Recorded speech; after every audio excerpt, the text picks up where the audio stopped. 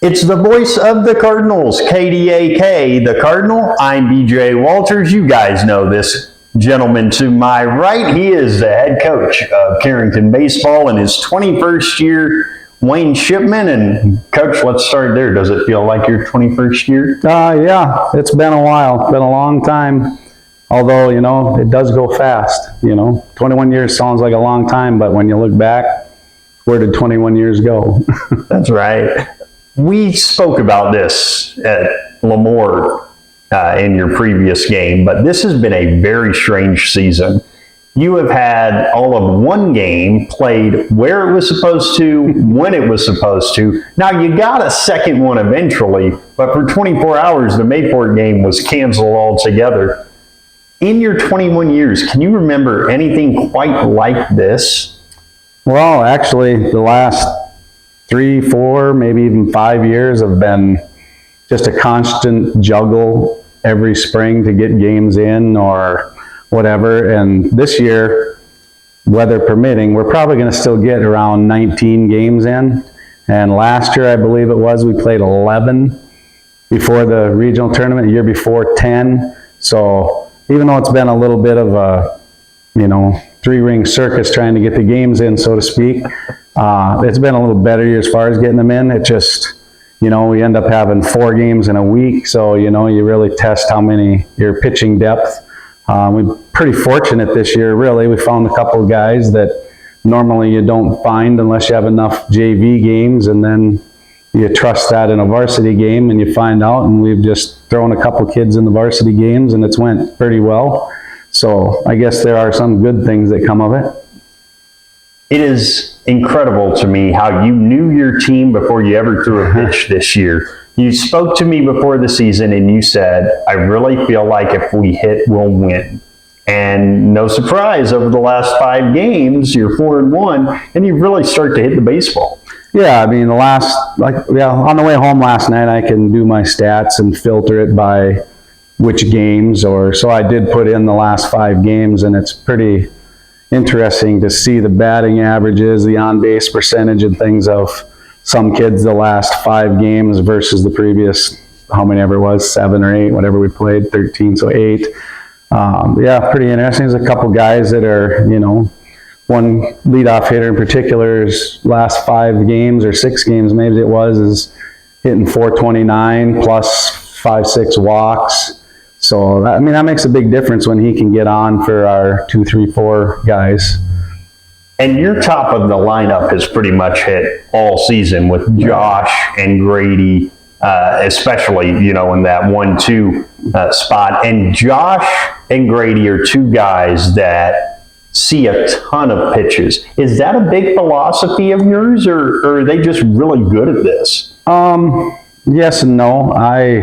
Those 2 guys, I don't mind them seeing a lot of pitches. Maybe they don't like the pitch or think maybe it's a ball, or they're just working the count, because they don't, strike out a lot. Knock on some wood here, but the other guys, it's more of a philosophy of, if you see the fastball and it's in your zone, you got to be swinging at it. You can't be taking that pitch because that's probably the best pitch you're going to get in that at-bat. Get behind in the count. Now, a lot of these pitchers want to throw you a curveball or something. And, a lot of young hitters, they struggle with the curveball to hit it solid, So basically the top 2 guys, we kind of just let them do their thing. The other ones, we kind of say, hey, you see the fastball, you got to hit the fastball. And you look at, the last 5 games, they've come a lot against regional opponents. South Border, you get a win. New Rockford Cheyenne was a very impressive win because you beat their ace. Mm-hmm. Have you seen just better approaches to the fastball, or what do you see as sort of the reason for the uptick in offense? I think so. I think a lot of work on kids' swing, we've done a lot of work on kids' swings this spring in the batting cage in the school there, because basically we couldn't get outside, and that obviously showed in our defense the first 4 or 5 games. We had several errors or poor choice plays, where the last 6 games or so we've had I mean, high school baseball, I consider a clean game anytime you have 2 or less errors, because just how it is in high school baseball, fields, whatever.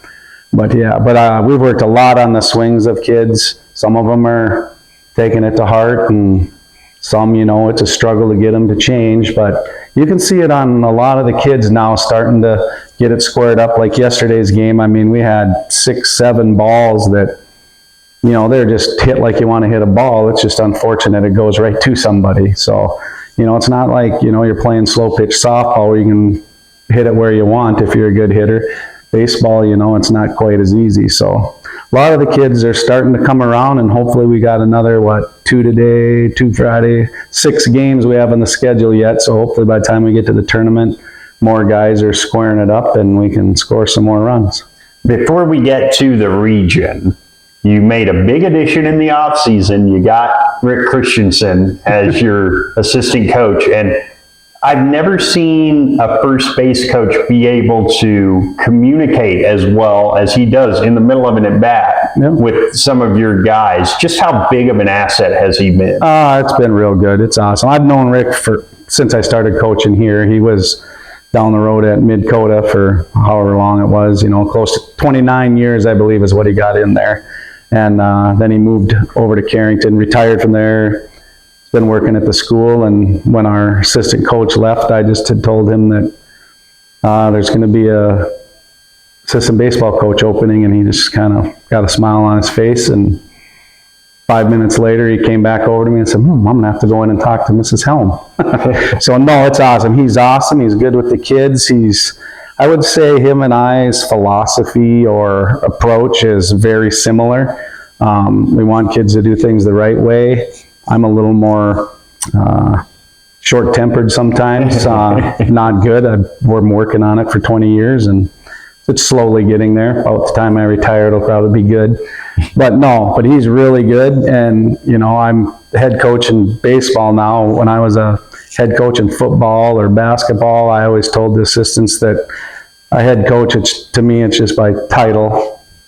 I want us working together. You got an idea, you have something, you tell me, or whatever. You just do what you got something to say, you can say it. If I don't think it was right, I'll tell you when the kids aren't around or whatever, and I don't remember ever telling anybody anything, that I didn't like it. And Rick, and he's just so good. He's come down on him a few times this year, which I didn't think, or I don't think the kids expected, about just your demeanor in the dugout and just little things like that make a difference in being a winning team and how you approach winning and things like that. So yeah, he's been awesome. It's great. And if I decide to coach again next year, well, I already asked him, he said he'll do it if I do it. So hopefully I'll decide to do it, but we'll see. We will see. The head coach of Carrington baseball, Wayne Shipman, joining us. So this region has been strangleheld by Lemoore for the last few years. Actually, before then, it was kind of strangleheld by Carrington. But this year, it does not seem that anybody has a stranglehold on it. And it seems like all of the teams are built extremely differently. You guys probably have the best pitching in the region. Lemoore might have the best offense. New Rockford Cheyenne might have the best singular pitcher on his day. What do you make of the region? I think this is probably as balanced from 1 to 5. We used to have 6, but still even 5 teams. It's as balanced as I think I've ever seen it. You can't say that Team A is going to win. It's show up and you play your best game, you might win. So it's really balanced. I think whoever plays the best baseball at the region tournament's going to win the tournament. Even here, with these 2 games we have today are important to stay out of the play-in game. It's not really a play-in game, it's a first round game, but you got to play in that game, you're just using up an extra pitcher. So that makes a difference. And we're fortunate, we have enough guys that can throw strikes, and our defense has been good lately, so hopefully that will work. And if we end up in the play-in game, don't think that we have any less of a chance than if we're a 1, 2, or a 3 seed. So I just hope the kids have that mentality, and the best team will come out in the end, I guess. You've got those top 2 guys with Grady and Josh. How pleased are you with their development this year? It seems like Grady had the one rough outing against Lemoore and basically said, that's enough of that. And he's dominated since. Right. And I don't know what it is with us and Lemoore, but we just, it seems like there's always that team you have that has your number, and that's Lemoore. I think last couple of years we've beat them one time, and I was just talking to my other son today about it, and Lemoore scored 10 and 12 runs on us, and we haven't given up, and we've only given up 9 runs total to the other teams that we've played. So, I mean, they just seem to get the hit when they need it, get a guy on.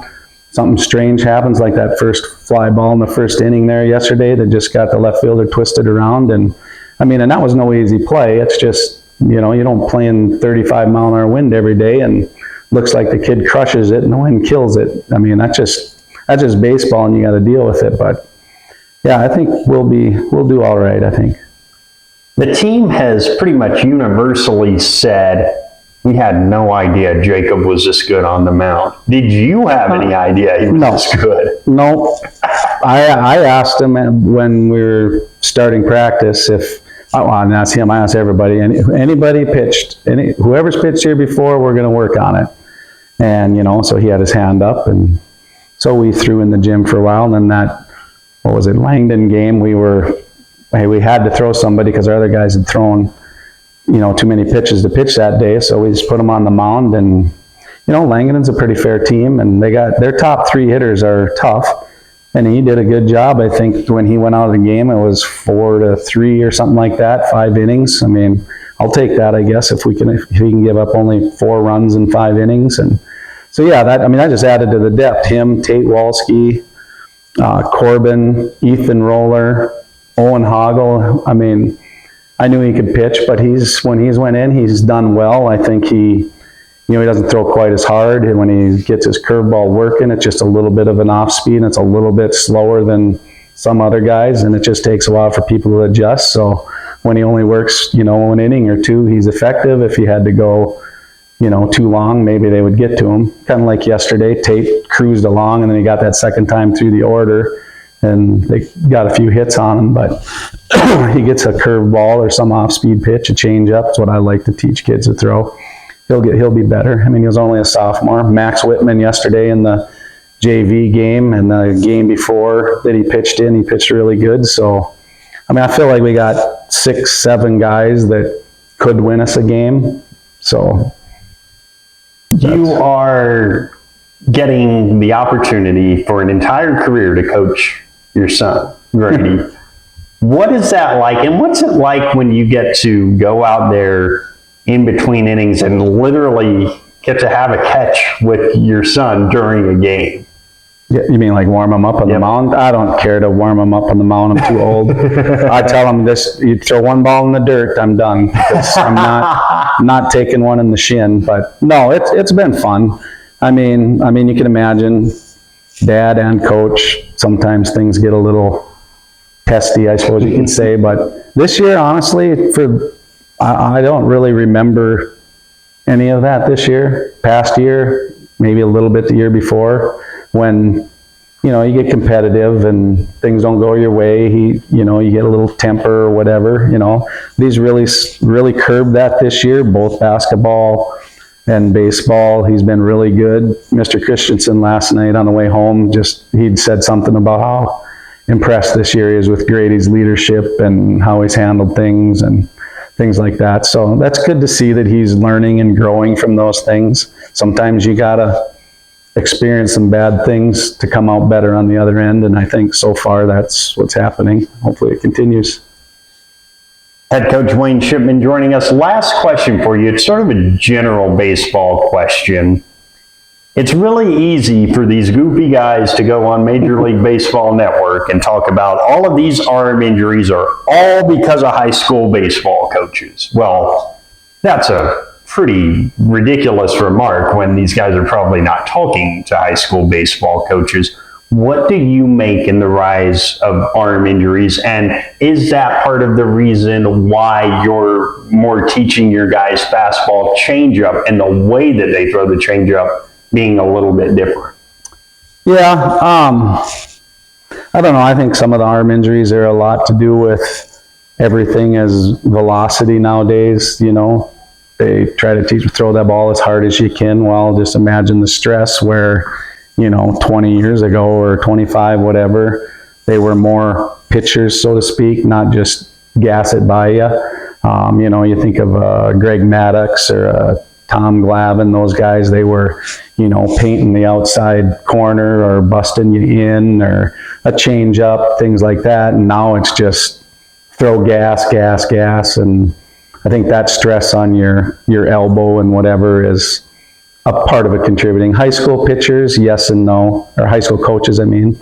I would say yes and no. It just depends on the coach, because some coaches are going to throw their guy. I'm not saying they don't care about their arm, but they don't think about their arm, where I would like to think, and over the years we've been pretty good about not overdoing it with kids, because I want to be able to throw a ball, play catch with the kids, so to speak, things like that. But yeah, that's why Grady, ever since he's been, I don't even know how old, 10, 12 years old, it was always teach him how to throw. When you play catch with your brother or somebody at practice and you warm up, always play catch with the change up grip. Not every throw, but 10, 12 at least, change up grip and get it to go to the guy where you want it to go, with framework of your body, whatever. That way you get used to throwing it with that grip, because it's not the same as a fastball. He throws the circle change, I guess you call it. And so he's gotten pretty good at it, the change up, but hasn't thrown it a lot this spring, because it just, you got to throw it enough to get to trust it. Well, and then if you get guys on base and you get it to happen to drop into the dirt like you kind of want it to do, catcher's also got to block it, so you don't want to give up those 3 runs. If everybody's backstop was like yesterday, you wouldn't worry about it, but because it's 6 feet behind, I don't know how far, 15 feet behind you, it wasn't very far. But yeah, but no, I think the arm injuries I don't agree that it would be all high school coaches.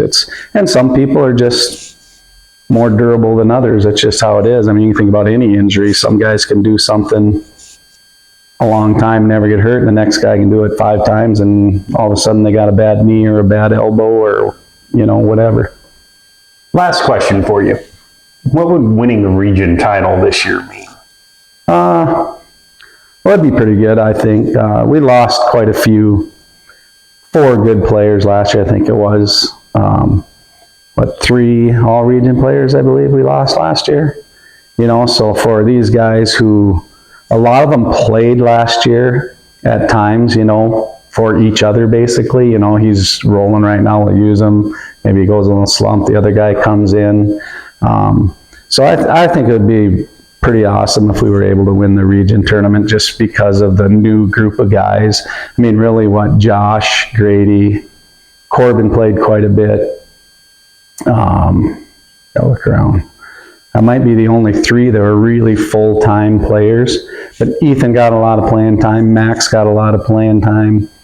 Tate, quite a bit. I think I looked back one day, Rick and I were looking at it, and it was about, maybe they played 2/3 of the games, So I think it would just show the kids that, if you just work at it, wish kids would be more baseball dedicated than they are here. Everything's basketball or football or wrestling or whatever, but we have a lot of kids here that if they put the same amount of time into baseball as they do basketball, for example, they don't know how good a baseball player they would be. And your best chance if you wanted to participate in college in a sport, I'm not going to say it's the easiest, but North Dakota kids, your best chance to play at a Valley City, a Mayville, a Jamestown would be baseball, because basketball, you got to be tall, you got to be fast, you got to be strong, you got to be able to shoot, you got to be able to defend. You put that same time into baseball, and I see these kids doing the things they're doing with very little time into it. If they put more time in, I just think we'd have a pretty stellar baseball program. The head coach of Carrington Baseball, Wayne Shipman, our guest. Coach, thanks so much. You bet. Thank you.